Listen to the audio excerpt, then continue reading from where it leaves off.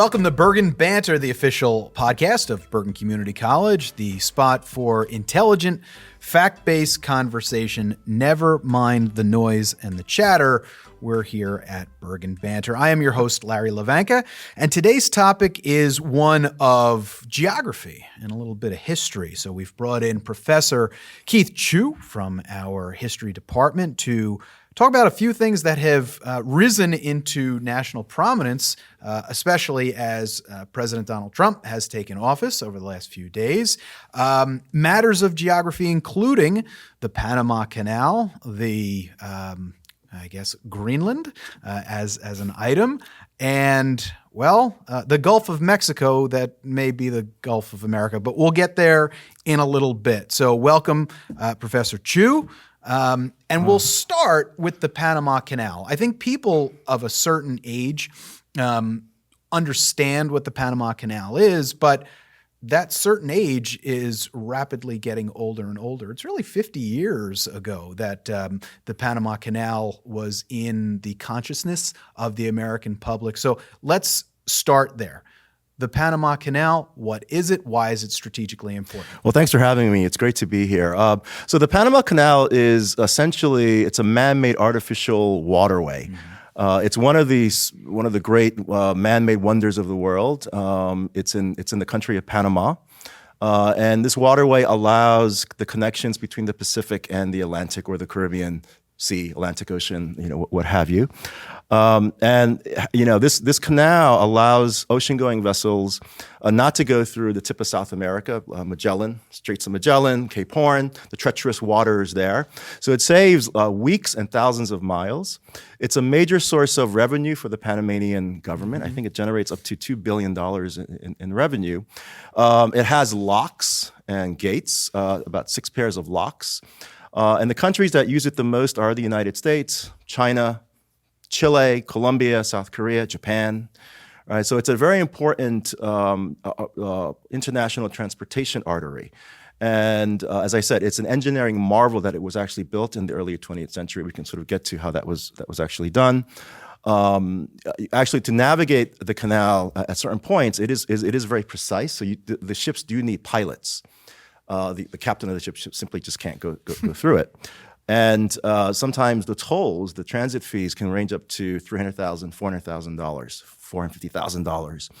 $450,000. You have had large battleships go through there, Iowa-class battleships like the USS New Jersey. You have cruise ships that actually go through the Panama Canal. So it is a major source of revenue. It's a source of pride for the Panamanians as well. And so, okay, the why is pretty easy to see, right? As you said before, it is an artery, a strategic artery. Let's get to the how, though. How was this constructed all those years ago? Obviously, there's a lot of history to that, and the land rights to it, or the usage rights to it, changed over time. So let's start how it was built, and then over time, why that transferred from one country to another. Actually, in the 19th century, the French had an interest in building this waterway to make the transit between the two oceans more efficient. But and they thought of Nicaragua. But Nicaragua is very difficult. It's a country north of Panama, and it has mountains and volcanoes. So the level of the mountains and the volcanoes would have been more challenging. Now, to do it in Panama is also very challenging. This is a country that has rainforests. It's along the Continental Divide, and you have to move tons and tons of earth. And the men who would build this canal would suffer through disease like malaria, yellow fever. There's tropical fauna that can be quite dangerous. So it was a real challenge for the French who tried to build it in the 1880s, but it was a disaster. It cost a lot of money, and it was actually a scandal in France. And so the United States, at the turn of the 20th century, 1904 to be more exact, the U.S. had an interest in taking over this sort of French project. There was actually a railroad that was also attempted there. But to unload the cargo would have been sort of prohibitively too expensive. And the U.S. had an interest simply, as far back as really the 1840s or 50s, because once gold was discovered in California, people wanted a more efficient way to get to California. So the United States, under the administration of Teddy Roosevelt, and President Roosevelt saw the Panama Canal not only as a commercial necessity, but also a military necessity, because the United States they had a battle fleet. They had these early battleships. And so they saw the Panama Canal giving the United States an opportunity to have a one-ocean navy rather than a two-ocean navy. And so the United States essentially brought the rights to building the canal at that time. Now, Panama... With cooperation from the Panamanian That's right. government? So Panama was actually a province of Colombia. And the Colombians did not want to give the United States the contract to do this. So with tacit approval from the American administration, the Panamanians revolted, and they saw the canal as as a way to bring prestige to their country. And so the U.S. in a treaty called it's the John Hay, Philippe Bunau Varilla Treaty. Okay, he was the French engineer and sort of diplomat who sort of negotiated the treaty and was very pro-canal, that the U.S. actually built this. The United States paid something like $375 million, $10 million to the Panamanian government, and I think $40 million to buy off the French assets. And the U.S. would pay $250,000 annually to have perpetual control of the canal. So they got control over the 10-mile canal zone. The Panama Canal is about 50 miles wide, and there was an expansion project earlier in this century. And it's like between 500 to 1,000 feet, and so it's relatively, it's not that long, right, when you think about it, but it does take about 10 hours on average for a ship to transit. And when they expanded the canal earlier in the 21st century, these mega ships, these Panamax ships were able to get through. Was it popular domestically? Was the money seen as money well spent at the time, or was it rejected by the American public? Right. So obviously, like any sort of geopolitical question, you're going to have both sides. So there were a lot of they saw themselves as patriotic, sort of pro-imperialist Americans who wanted the United States to compete with other world powers like the British and the French and the Germans, and President Roosevelt was one of them. I mean, he actually visited the canal while he was in office, the first American president to actually take kind of a foreign trip abroad. He did this tour. He went to Puerto Rico, as well. So remember, Congress has to approve any treaty according to the Constitution. So it was passed by Congress, and there was a lot of pro-canal sentiment. They thought this was a way for America to project its power, to that part of the world. And so it did get a lot of support. Now, I don't know if there are sort of public opinion polls that existed at the time. No, there are people who opposed American expansion. And this was very much part of the American ideology of manifest destiny that every kid learns in school. Yes. And so it was. This was seen as a very important strategic asset. It was built mainly by Caribbean and Black workers. There were lots of deaths through accidents, through disease. They had to use dynamite and so on to do this. But there were some Americans who thought this was not appropriate. But I would say, as a sort of a historical educated guess, most Americans supported this canal. So it gets built. Yes. It's opened. It's a strategic resource. It's a strategic asset. Take us through then what happens as the decades start to go on. Right. So by the 1960s, when there's anti-colonialism, anti-imperialism in the world, the Panamanians, there were actually violent demonstrations against the U.S. presence in Panama because the U.S. is operating the canal. And so there was some thought that maybe we need to give the canal, maybe give the Panamanians a little more kind of autonomy in the way they're going to operate the canal. Or stake in it. Right. Yeah. So that's a way of looking at it, absolutely. And then, so by the 1970s, under the President Jimmy Carter administration, which is quite ironic, so you have President Carter, he negotiated the treaty. It was the Neutrality Treaty, Panama Canal Treaty in the late 70s, 77, 78. It was passed by the Senate. It's actually called the Carter. It was the leader of Panama was a gentleman by the name of General Omar Torrijos. And in phases, the Panama would be returned back to the Panamanians. There's a Panamanian authority that sort of operates the canal. And there were Americans at the time who opposed this. People like future President Ronald Reagan, said, we built the canal, we pay for it, we should keep it. So there was even opposition back then. But by 1999, the transfer was complete. And the U.S. left. Now, I think if you want to talk about it militarily, I think at the time, we don't build battleships anymore. And so that the battleship necessity probably fell out of favor because what we do now is we have these forward-deployed aircraft carrier task forces that aircraft carriers can't really fit through the canal. So militarily, it wasn't seen as necessary. commercially, it was still very, very important. And it's coming back on the scene now, right, under President Trump. Yeah, and President Trump is talking about retaking the canal because it is a strategic asset and we're leaving money on the table, and it was money that the United States spent. Right, that's right. So that sort of begs the question.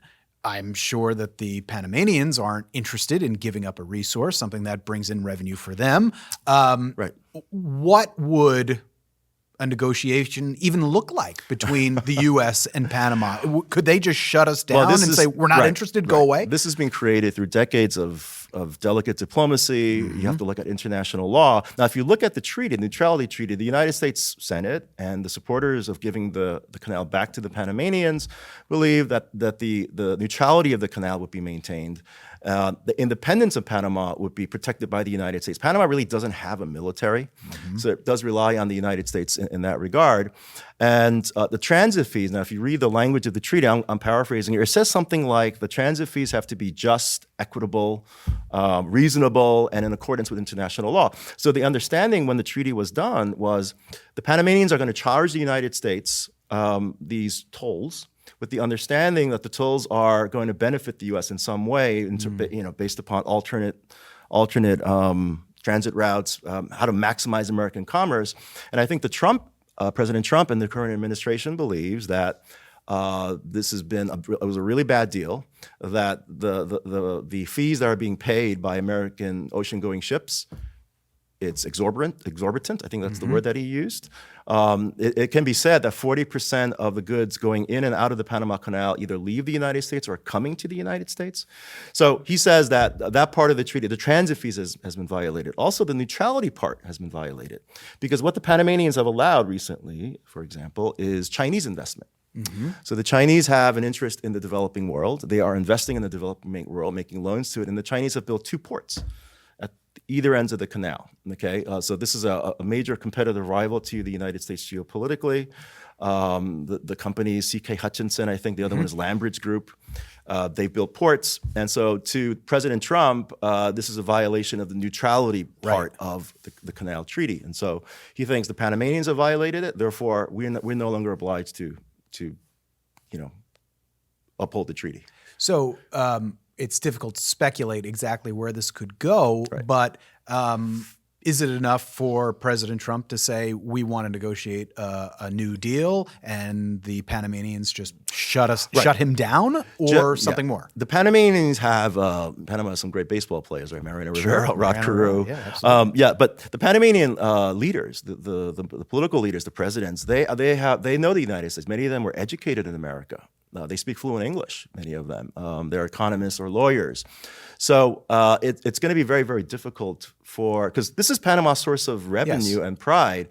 And this isn't, I think what President Trump is looking for is a return to, those old days, right? Where countries play like games of Risk, right? The board game, right? You just simply take over a territory, and he sees this as an opportunity. And he sees the Chinese, he'll use the Chinese as sort of leverage and as an excuse to say, this is very dangerous for our national security, and the Panamanians need to kind of own up, to us. And remember, he is a shrewd businessman, so maybe he's doing this to add pressure. Right, and it could be that it's more posture because he's trying to reduce the rates that the United States ships pay, and has no interest in actually returning the rights of the canal to the United States. Yeah, I think it would be very difficult to seize this unilaterally. I think it would be condemned by many countries.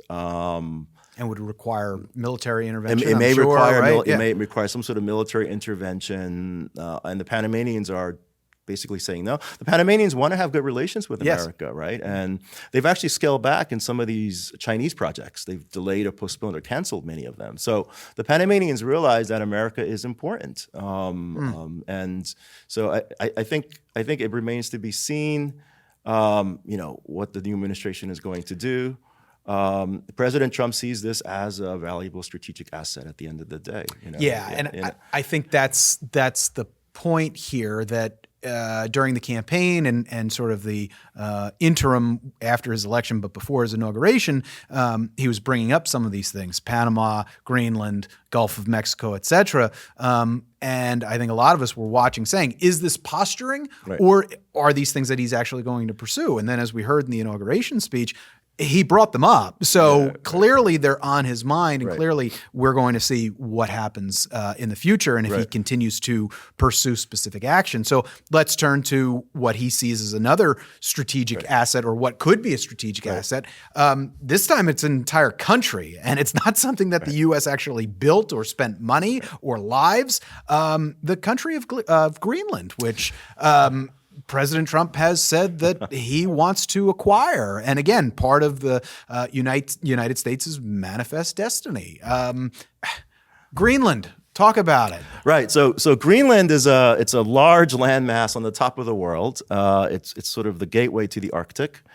If it was actually an independent country, it would be the 12th largest country on the planet. It's the largest island, non-continental island in the world. I think it's got less than 60,000 people. So it also has the distinction of being the least populated territory on Earth. It is an autonomous sort of territory of the Kingdom of Denmark. There is a Greenland culture and language. Okay, but it's covered by massive ice sheets. Some of these are a mile thick. 80%, I think, of the territory is covered by ice sheets. So it actually plays a very important role in it's almost like a thermostat. It moderates the planet's temperature. But Greenland doesn't actually it's got fjords and stuff on the south. That's where most of the population centers are located. Nuuk is the capital. But Greenland is not affected by the Gulf Stream. That's why the temperatures are more severe. Unlike Iceland, if you look on a map, and I encourage our listeners, our viewers, to take a look at a map, as they're watching this podcast. Iceland is quite near. Iceland actually does get those moderating effects of the Gulf Stream. Greenland does not. But Greenland also has enormous natural resources underneath that ice. And so as this land is being exposed, there's more drilling. There can be more drilling. There can be more mining going on. It's got cobalt, copper, gold, things you can use for modern technology. And when you say exposed, you mean by global warming? Yeah, that's by the warming of the Earth. More land is being exposed, and so you can use these raw earth minerals for things like wind turbines and computers and electronics and all sorts of things. And also, as the Arctic ice is exposed, there is a new ocean path opening up in the Arctic Ocean. And I think in the last couple of decades, 30 to 40% increase in ship traffic up there. And countries are investing a lot in these ice trawlers, these ships that break up glaciers. And so Greenland is becoming strategic as this new land opens up. Now, in World War II, the U.S. had military bases there to protect the island from the Nazis. And then the Cold War, and if you look on a map, if the Soviet Union ever launched intercontinental ballistic missiles, they're going to go through the Arctic. So the U.S. During the Cold War placed these early distant warning radar stations there. Once the Cold War ended in the 1990s, the U.S. abandoned that endeavor.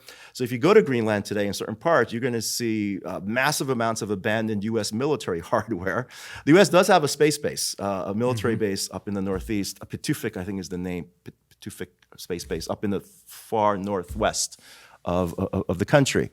But now it's becoming strategic again. I mean, the U.S. is simply they reopened the consulate in Nuuk when it was abandoned in the 1990s. So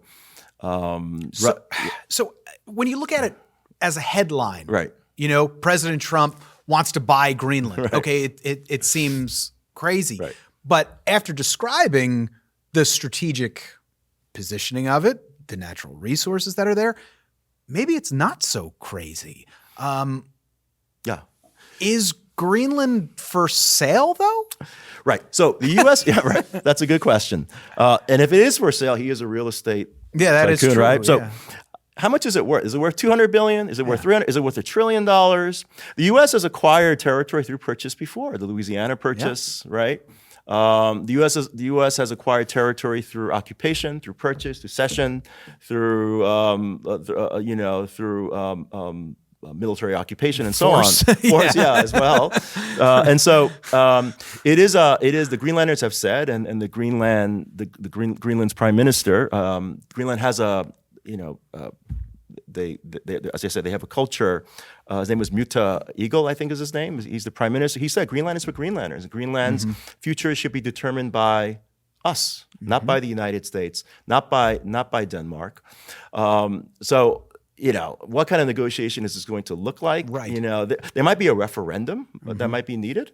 Nuuk is actually closer to New York City geographically than it is to Copenhagen. So it is in North America per se, right? And it's not, do you really consider Greenland a part of Europe? Probably not, most people. But, I don't think that can be done unilaterally either, right? I think the people of Greenland, they have to make that decision, right? But President Trump sees this as an absolute necessity because the Chinese are investing in Greenland as well through their Belt and Road Initiative, where they are. Greenland doesn't have a large airport, so the Chinese offered to build an airport. Now, of course, hypothetically, let's say the Greenlanders defaulted on that loan, the Chinese could simply take over that airport. So right now, there is actually considerable U.S. investment in Greenland for tourism, for mining, and to build airports, right? Vast parts of that country, it's inaccessible, unless you fly in there. So, and that's probably a lot more palatable to those living in Greenland. Yeah, they don't mind. They don't mind American, investments. And Greenland actually acquired its sort of home rule, self-government status in 1979. Ironically, around the same time that the Panama Canal treaties were being, forged up. So. I think the Danish presence is really, really important. Denmark sees itself as, outside the European Union, the United States is Denmark's largest trading partner. We get furniture, we get cheese, we get chemicals from Denmark. So you need a good relationship with Denmark. But, Greenland has now become a point of contention. And the Chinese, they see themselves as an Arctic power. The Russians are already an Arctic power. And, China is 1,000 miles from the Arctic. So this is seen as also a national security threat. The Chinese have this interest in Greenland and they want leverage and influence there. And so I think that's what President Trump is viewing this as a real, he sees this as a multipolar world. It's right. And other countries are not playing by the same rules, are playing by certain rules. And so we have to play by those rules as well. And that if we sit back, we're going to lose. Right. So maybe the question then isn't about acquisition, but perhaps that's how President Trump wanted to start the conversation in his, bold, brash way, right? But it's more about the access to Greenland, the partnership with the Denmark government, et cetera, right? Yeah, I think it's going to be more about investing and promoting tourism there. The U.S. it's relatively close, obviously, to America, and although President Trump I think still believes that global warming is a hoax. But this global warming is having an incredible impact on Greenland as this ice is being exposed. No one cared about it for decades. And now everyone has this interest in it. Yeah, right. And it's almost like, global warming is a hoax, but implicitly, since the ice is melting and you now have access to different things, it's almost an implicit agreement that there is global warming. That's and this sort of goes with the speech, his inauguration speech about the frontier, that possibilities, and he sees Greenland as the new frontier. Very Teddy Roosevelt in that sort of mindset as well. We go back to what we were talking about with the Panama Canal.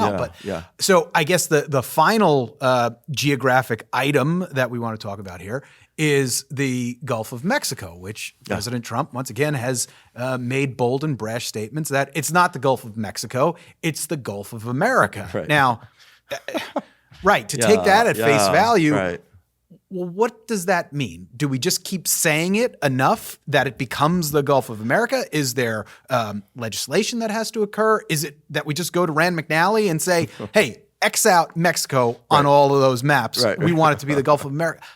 What's the deal here? Right. So, this situation is not new, right? There are many places on maps geographically where there are name disputes. What comes to mind, the East Sea in Korea, it's called the Sea of Japan, but the Koreans actually call it the East Sea. The Persian Gulf, the Arabs want to call it the Arab Gulf, and so on. So I do think name matters, but there is a professional geographical kind of organization that sort of recognizes certain names. Are they going to have to agree with this? You're probably going to need to have a congressional law, a law passed, some sort of, can the president do an executive order or a proclamation? Not sure. You're going to have to change textbooks and maps and so on and so forth. I don't know how Americans feel about this. Is this really that important to them? Right. Now, it just may be him grandstanding. Sure. President Trump loves that, and he's always used that to his advantage. It's going to be very, very difficult to do. I mean, you can change those things on American maps, American media, right? Yeah. But will other countries recognize this? How will Mexico feel about this, right? And I think the president has come out to say this is right. No, it's ridiculous. Right. Right. So you do want to have good relations with your neighbors, right? So I don't think this should be a priority. I've grown up with it as the Gulf of Mexico. It seems like, though, we keep coming back as we start to sort of wrap this up. Yeah. It's all intertwined, right? Geopolitical issues, matters of geography, matters of trade, and matters of money, right? Right.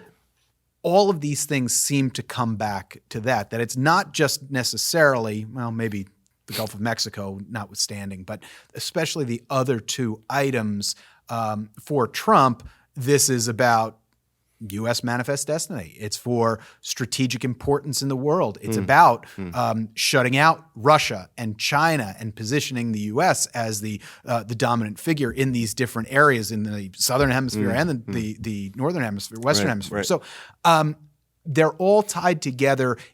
Are we seeing and I think that brings to the question, is this calculated by Trump? Or is this just him looking in a history book and saying, the Panama Canal used to be ours, it should be ours again. Oh, the Gulf of Mexico, no, it should be the Gulf of America. Right. Is there a calculus here? Or do you think there's a calculus here about the geopolitical environment and the strategic environment that he's making about these things? Yeah, I would advise the president to maybe, read the historical context and the background, of these places. They exist on a map, but everything is about, you do need to know a little bit about the history of these things. It's not something, the president of the United States has a lot of sort of formal and informal powers. And taking over Greenland, taking over the Panama Canal, it's a lot more complicated because there is a lot of sort of different actors and organizations involved.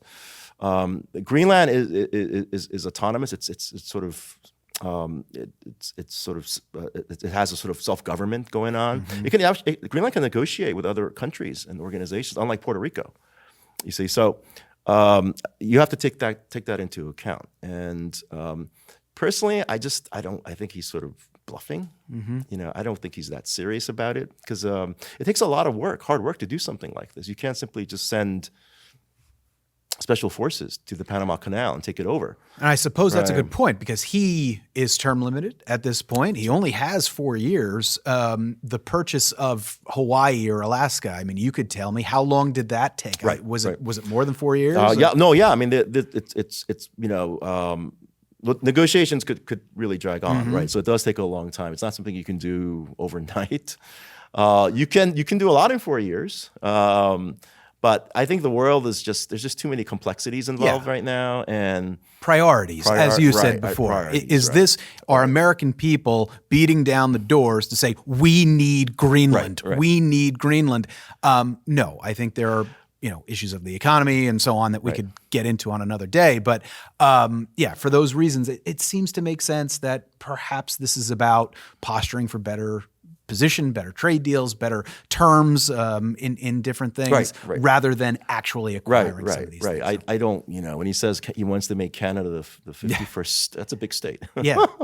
But so I wouldn't take it too seriously. He just wants a better position when he negotiates with these foreign countries. We'll have to see. And in a few years' time, if we're talking about Greenland as the 51st state, or if we're talking about the Gulf of America, we can bring you back and we can talk about that. Sound All good? right, love to do it. All right, Professor Chu, thank you very much.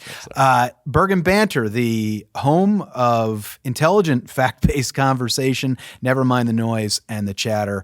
We are here on Bergen Banter, and we will see you on our next episode.